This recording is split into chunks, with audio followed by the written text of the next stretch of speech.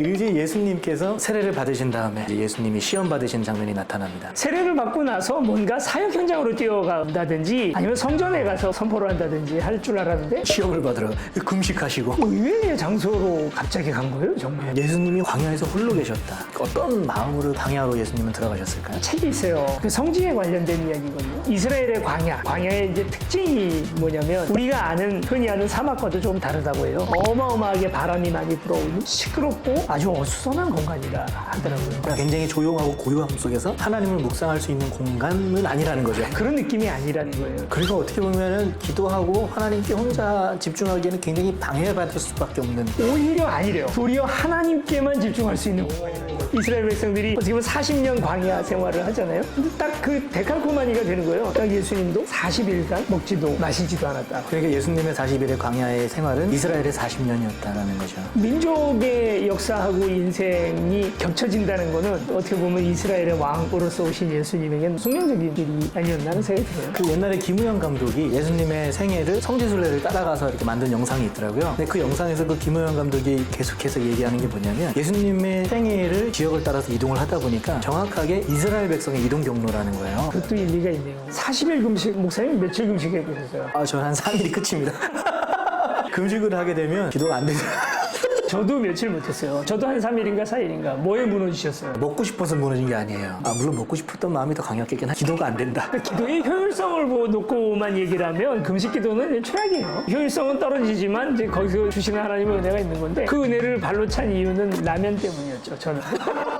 예수님이 이제 40일 동안 금식하신 다음에 성령에 이끌려. 성령에 이끌려 광야에 가요. 맞아요. 그리고 나서 이제 새 시험을 받으십니다. 마귀에게. 성령과 마귀가 큰 그림을 그렸어. 내가 데려갈 테니까 네가 시험해. 이거 음모론인데. 첫 번째 시험이 돌들로 떡덩이가 되게 하라. 가장 힘들어하는 부분이었으니까 돌로 이제 떡이 되게. 우리는 잔치상에 올라오는 거예요. 사실은 이제 빵이죠. 주식 밥이 되게 해라. 이렇게 얘기하신 거죠. 근데 김우영 감독이 쓴 성지순례 영상을 봤는데요. 돌들로 빵이 되게 하라라고 했을 때 광야에 있던 돌을 이렇게 들어주는데 완전 빵처럼 생겼어요.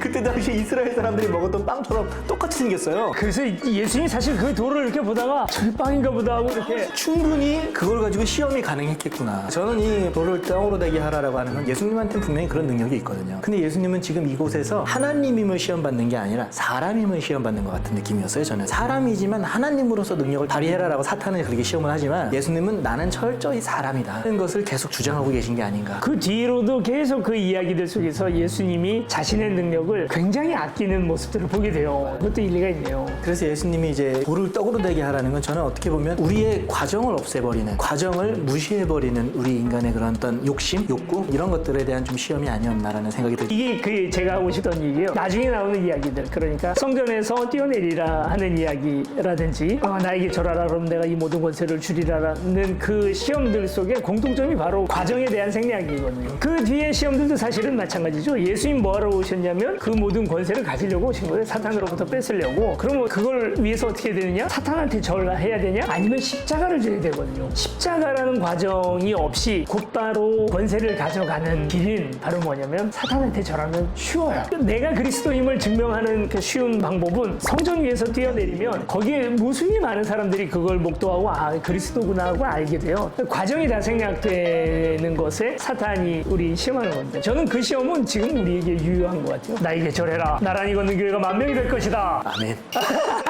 과정 없는 결과. 영어 속담에 no cross, no crown. 십자가 없이 면류관은 없다라는 거죠. 그게 이제 이 시험의 가장 핵심적인 시험이 아니었을까? 시험이 끝나고 이제 사탄은 물러갑니다. 이 장면 안에서 우리가 뭐 살펴볼 수 있는 게 많아요. 뭐 말씀으로 이겼고 그리고 또 사탄도 말씀으로 도전을 해오잖아요. 우리가 이단에 빠지는 것도 성경 공부하다 그렇게 되는 거예요. 성경 때문에 빠지는 거고 그들의 논리, 그들의 교리를 튼튼히 바치고 있는 것도 성경이에요. 어려서부터 성경 배울 때 그런 얘기 많이 하잖아요. 모든 성경이 하나님의 말씀으로 된 것이므로 어느 것도 버릴 수 없고 어느 것도 우열을 가릴 수 없다라고 얘기를 하는데 어떻게 생각하세요? 저는 그렇게까지 보진 않아요. 그들의 정당성을 부여하기 위한 메시지로서 읽어야 되지 이것도 하나님의 분명하게 우리에게 명령하신 명령이야 라고 얘기를 해버리면 이 땅에 이루어지는 폭력과 그리고 이 땅에 이루어지는 배타와 차별 이런 것들이 다 합리화가 되거든요. 하나님은 그걸 합리화시키지 시키고 계시진 않아요. 예수님은 원수를 사랑하라, 뭐 용서하라라고 하셨는데 신명기 들어가 봐요. 다 죽여야 돼. 왜 그 말씀만 얘기하냐? 다 죽이라는 말씀도 있다라고 얘기를 하다가 이단이 되고 그러면 이 말씀보다 이 말씀이 더 소중한 말씀이다라는 것을 뭘로 판단할까요? 어려운 질문이네요. 왜 나한테 이런 질문을 하지? 저는 그게 신학이라고 생각해요. 평신도 기죽이기 신학. 적하고 매기고 단어 어떻게 단어가 다르게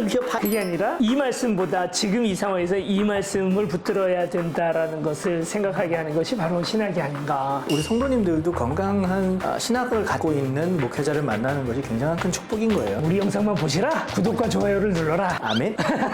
그러면서 이제 예수님의 첫 사역이 시작되죠. 말씀 선포로 시작하셨어요. 때가 찼다. 하나님의 나라가 가까이 왔다. 하나님 나라의 복음을 믿어라. 이제 이렇게 그동안 하셨던 설교에 단 한마디로 정리하라고 하면 하나님 나라의 복음을 선포하셨다. 그게 예수님이 하셨던 전체 설교의 단 한 가지 제목이에요. 예수님은 어떤 분이셨던 것 같아요? 우리가 스스로 그렇게 얘기하잖아요. 작은 예수가 되라. 근데 그 작은 예수가 되라 하실 때 그 작은 예수는 어떤 사람이냐면 참을성이 아주 뛰어나요. 모든 것을 다 참아. 그리고 온유해. 목소리가 높지도 않아. 잔잔해. 차분하고. 꺼져가는 심지를 끄지 않으시고 상한 갈대를 꺾지 않으시고 긴 머리를 하고 자비로운 이게 뭐 웃는 건지 우는 건지 모르는 그런 표정을 하고 양을 한 마리 딱 안고 용주야. 근데 실제 성경의 예수님은 어떤가요? 우리가 성경에서 만나는 예수는요 좀 당혹스러울 때가 있어요. 예수님이 그때 당시에 정말 입에 담을 수 없는 욕을 했거든요. 이 독사의 자식들. 나 그거 지금 얘기해도 되게 심한 말인데 그 요한복음 막나 상을 뒤 엎고 난리 나거든. 그 진상이야. 뉴스에 나오죠. 그쵸, 뉴스에 나온 거죠.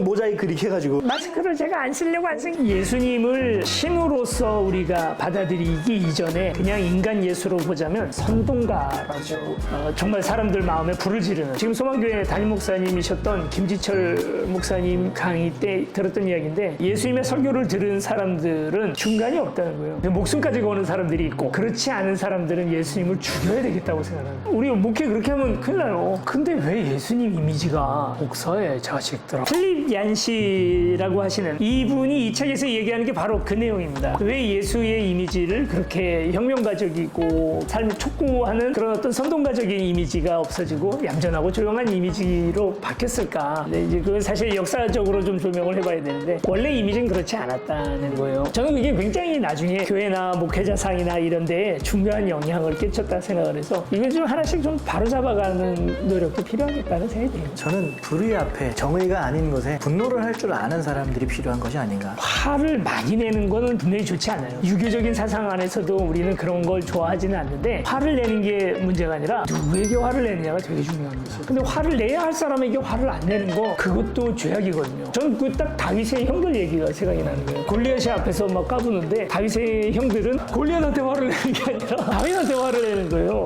이 어이가 없는 일인 거죠. 사실 이제 우리가 그러고 있는 게 아닌가 하는 생각이 들었어요. 화 좀 냅시다 우리요. 이제 우리가 계속해서 이제 예수님의 이야기를 한번 발자취를 따라가 볼 거예요. 한 번씩. 오늘은 예수님의 첫 사역부터 이렇게 흘러갔고요. 아마 다음 주부터는 예수님의 첫 이적이라던가 사역들을 하나씩 조금 구체적으로 살펴보면서 이 사역 속에서 예수님이 우리에게 말씀하시는 메시지는 무엇인가. 이걸 오늘날 우리가 살아가는 이 삶의 자리에서 어떻게 적용할 수 있는지 한번 좀 구체적으로 나눠봤으면 더 좋을 것 같아요. 아이, 난 좀 딴지 걸 건 딴지도 좀 걸어. 그런 게 재밌잖아요. 우린 착한 방송 아니에요. 예, 그런 거 기대하시면 안 돼요. 난 이건 안 믿어줘. 이런 거 재밌는데. 오늘 우리 여기까지 할게요. 안녕.